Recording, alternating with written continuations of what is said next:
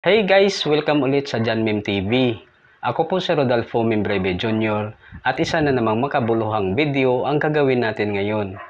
Kayo ba ay nagtataka kung bakit bigla na lang bumagal ang inyong internet connection na sa pagkakaalam ninyo nung una ay mabilis naman? Baka naman meron ng ibang mga taong nakikonnect dyan at ang masaklap, ikaw lang ang nagbabayad para sa kanila. Kaya sa videong ito ay ituturo ko kung paano ibablock yung mga unauthorized user na nakakonect sa inyong Converge Wi-Fi router. Kaya wag na nating patagalin guys, pero bago ang lahat, wag niyong kalimutang mag-subscribe at mag-like at pindutin ang notification bell upang maging updated kayo sa susunod kong mga uploads na video.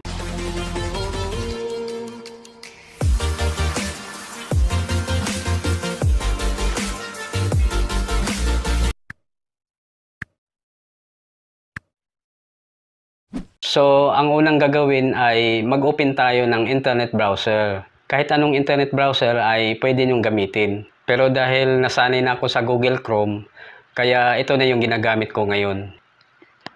So, itap lang natin yan.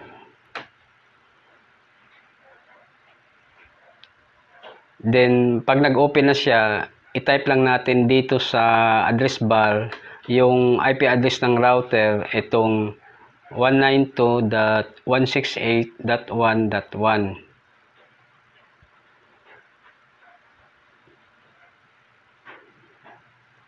Then, itap natin itong go. So, ayan guys, ito na yung kanyang login interface. At para makapasok tayo doon sa dashboard ng router, ay kailangan nating mag-login doon sa kanyang full admin settings. Tandaan nyo guys, sa full admin settings tayo mag-login.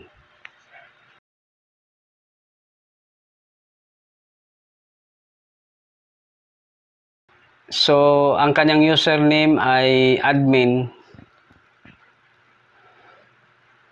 at yung kanyang password ay converge@zte123.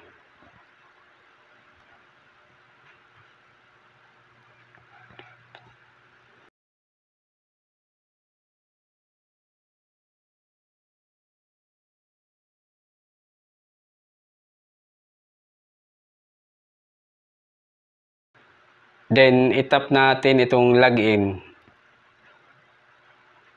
So, ayan guys, ito na yung dashboard ng router. At para ma-block natin yung mga unauthorized user na nakakonect sa ating Wi-Fi router, ay pupunta lang tayo dito sa network.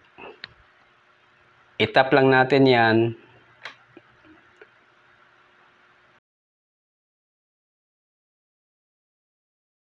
Then dito, meron tayong makikitang dalawang Wi-Fi network.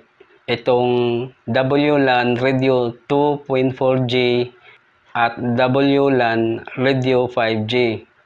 Unahin natin itong WLAN Radio 2.4G. Itap lang natin yan. Then itap natin itong access control list.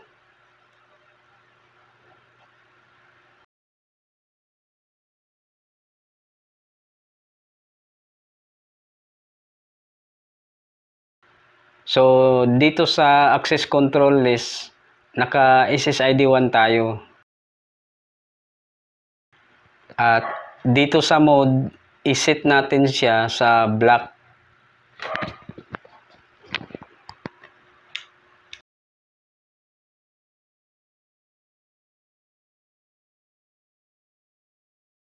Ibig sabihin, lahat na cellphone MAC address na ilalagay natin dito ay hindi makakunik sa ating Wi-Fi router kahit alam nila yung password.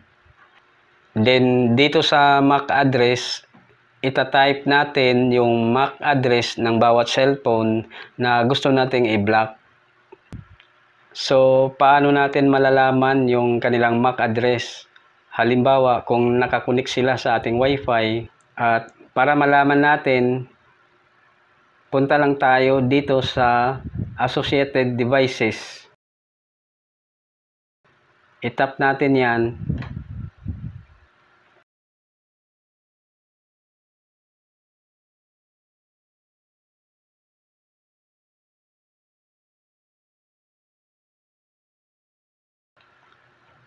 So, dito sa bis na to, may nakasulat na MAC address ng bawat cellphone na nakakonek sa ating Wi-Fi.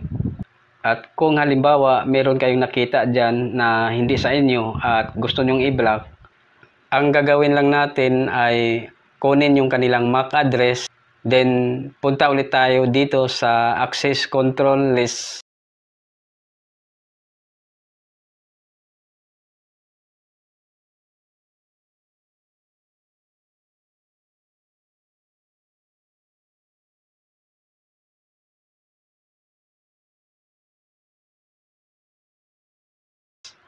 At i-type natin dito yung kanilang MAC address.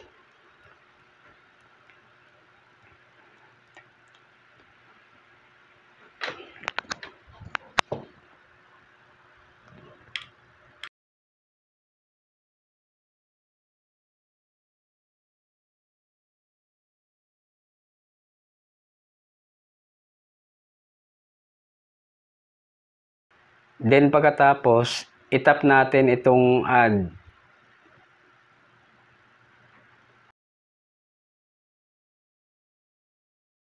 So ayan guys, nakalagay na siya dito sa baba.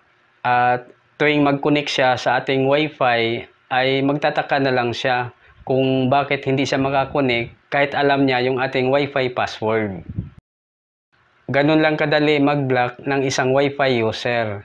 Kaya i-double check nyo yung inyong Wi-Fi para kung meron mang ibang nakakonect dyan ay ma-block nyo agad. Hanggang dito na lang muna at sana ay nakatulong sa inyo ang video na ito at huwag niyong kalimutang mag-subscribe at mag-like at pindutin ang notification bell upang maging updated kayo sa susunod kong mga uploads na video. Bye!